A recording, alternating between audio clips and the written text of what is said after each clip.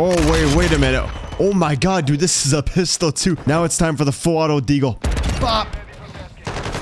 Nope, get out of here. Dude, this thing goes crazy. I'm actually really liking these secondaries. Let's see this thing at range.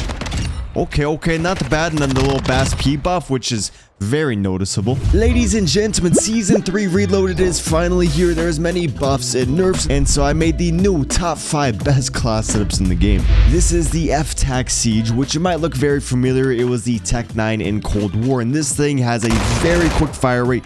Absolutely no recoil. This is for sure one of the best secondaries in the game. This thing is so fun to use. By the way, do you want that Orion camo, but you're just a little bit too busy to grind through all 2,000 camos? If so, you should definitely check out Guapsi. Guapsi provides weapon leveling services, camo unlock services, challenge unlock services such as the Warzone Nuke, and many more for all the platforms. So for the class, because I don't have it maxed out, I actually can't give you the tuning for it, but for the muzzle to reduce the horizontal recoil, we got the Spiral Flash Hider, and for the barrels, there is a couple cool barrels like the STFU, which sounds pretty funny. This one is going to build in a suppressor to the weapon, although since this is a secondary, yes, the suppressor is nice, but we don't really need more damage range and things, and so overall I just don't recommend running a barrel. We are going to be running a laser because they just buffed the lasers in the Season 3 update. They made the lasers way more bright. They just said that they reduced the brightness of the lasers, so we're running this for a little bit more mobility. For the stock, you guys got two different options. You can run the folder or you can run the siege wire stock. I found that the folder was a little bit better. We do have a slower sprint to fire speed, but the weapon is very snappy and you get to run around the map very quickly, which is going to be helpful because for the magazine, we got the 50 round drum. You actually can throw on a 72 round drum mag, which is crazy. I think it's completely OD. You don't even need the 50 round on there. If I'm not going to run the 50, I'll probably go over to the ammo and throw on the overpressured rounds just to cause the enemies a little bit more flinch, but that 50 is so fun to use. And then for the rig up, we are running the surf for a little bit more mobility, and overall I think the iron sights on the weapon are pretty good. You don't really need a sight on it. Let's see them.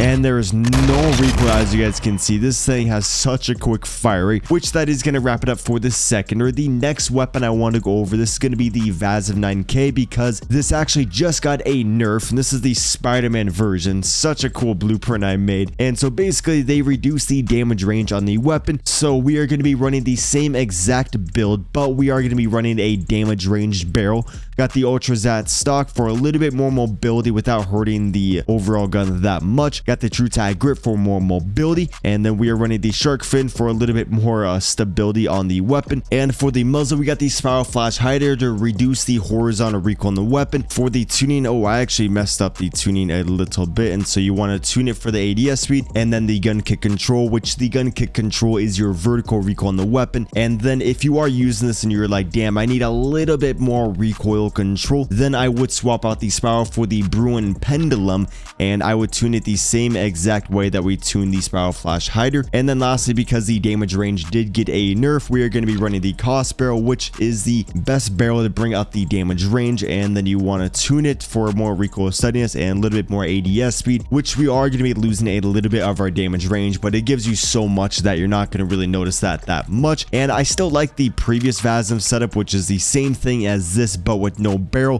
It's just I feel like more of you guys will like the barrel. It really increases that damage range, making the weapon feel way better. With all that said though, now let's go over the new pistol, which is going to be the GS Magnum, which is basically a full auto deagle. This thing is so crazy, and with this build you guys can see there is still a lot of recoil, but not that much recoil, and you still got a pretty good mobility.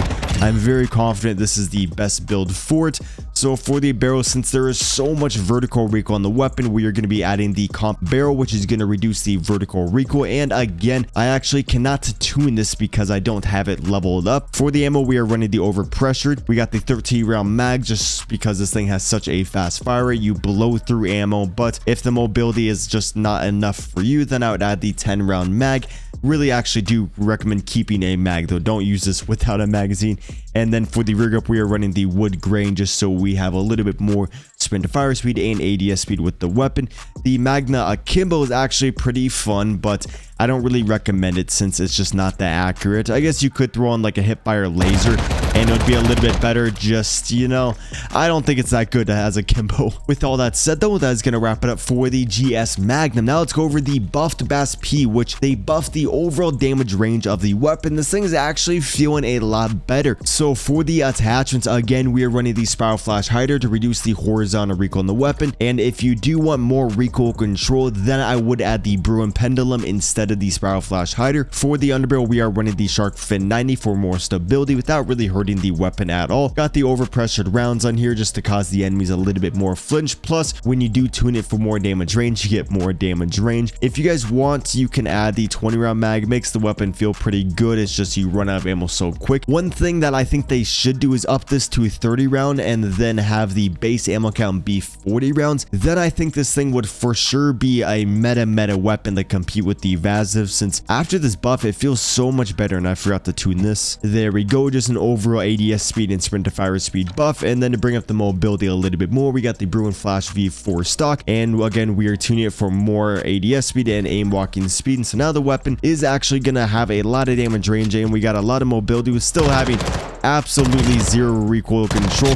This stray speed is so crazy on the weapon. I'm really curious. Let me know in the comments if you like the BAS-P. This next weapon I want to go over is the M16. This thing just got a buff, and so now there's not going to be as much of a delay between these shots, and it is very noticeable. This thing is super fun to use. You guys will probably see a couple class setups from this weapon. So for the build, it's a pretty basic build. Since there is a lot of vertical recoil on the weapon, we are going to be running the Sock and Tread 40, which this muzzle specializes in that vertical recoil control. For the underbarrel, we got the Shark Fin 90 to add a little bit more recoil control without really hurting the weapon. If you want more recoil control, run the Commando 4 grip. That one's pretty good. For the rear grip, we are running the X10 grip for more mobility, plus tuning it for more mobility. Got the Ravage 8 again for more mobility, tuning it for more mobility. And then lastly, because the iron sights are a little bit weird, I'm going to be running the Chrono Mini Optic, making it really far away and increasing the flinch resistance. And that's going to wrap it up for the M16. Now let's get into the ISO. So the ISO just received a nerf, but you're not going to notice this nerf at all. This setup that I recently put on the channel is still my favorite one, and since they did nerf the damage range, I believe this Echoless 80 is going to add a little bit of damage range, and so this is probably the new best build for the weapon. Although you don't really need a muzzle on the weapon, sometimes I'll throw on like a magazine or an ammo or like a laser. For the underbarrel, we got the Commando 4 grip for a little bit more recoil control. If you're using this thing and you're just missing all your shots, you might want to try out the Edge 47 with the same tuning that I gave the Commando. For the rear grip, we got the X10 for more mobility, and these same reasons go for the Arcom stock. And since I don't really like the iron sights, I am going to be running the Chrono Mini Pro. Although if I weren't to run an optic, I would probably throw on the OLE laser, tune it for more mobility, or I would throw on like the overpressured rounds, tune that for recoil steadiness and damage range, or I might even throw on the 45 round magazine. But overall, that's going to wrap it up for the ISO. Let's get into the buffed Vel 46. So all these small magazines just got a buff, and I believe this is considered as a small SMG, and so there should be more mobility on the weapon, so you should feel a little bit lighter while using this. And I do have two different setups for you guys. This first setup is one that I feel like more people will like. It's a little bit easier to use, more damage range, more recoil control. The second one I'm going to give you is going to have way more mobility, and I really like that setup because I'm just so aggressive on the game. Plus, since the magazine just got a buff, there's going to be even more mobility. And so basically same thing as this, but you're going to throw on the Demo RTX stock, then bring up the ADS speed and the aim walking speed. We got the same rear grip, same magazine. For the underbarrel, we are going to be running the Edge 47, then tune that for the recoil stabilization and the aiming idle stability. And then you want to take off the barrel, you want to go over to the ammo, throw on the overpressured rounds, bring up the damage range and the recoil steadiness, reducing the recoil on the weapon. And so right here, this is my favorite Vel 46 class, especially after the buff. And for the last setup I want to go over, this is going to be the buffed M13B. They increase the damage range and just the overall damage on the weapon, I believe.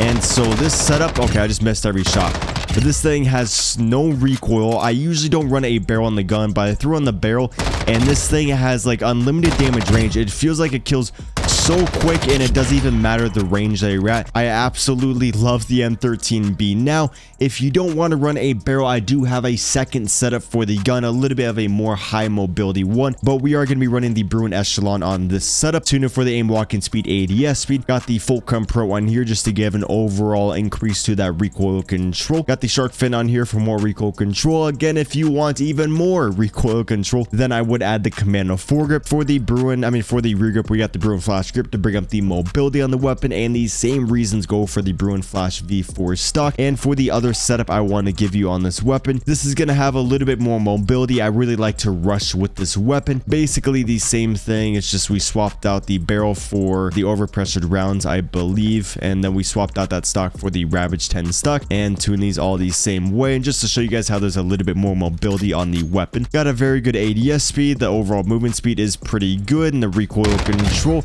absolutely no recoil on the weapon. Overall, I think I actually like this setup more than the other one. It's just the other one is absolutely zero recoil and so much damage range. But with all that said, that is going to wrap it up for this video. Hope you guys did find it helpful. If you did, a like is appreciated, and if you want to get better at the game, make sure you hit the subscribe button down below, and deuces.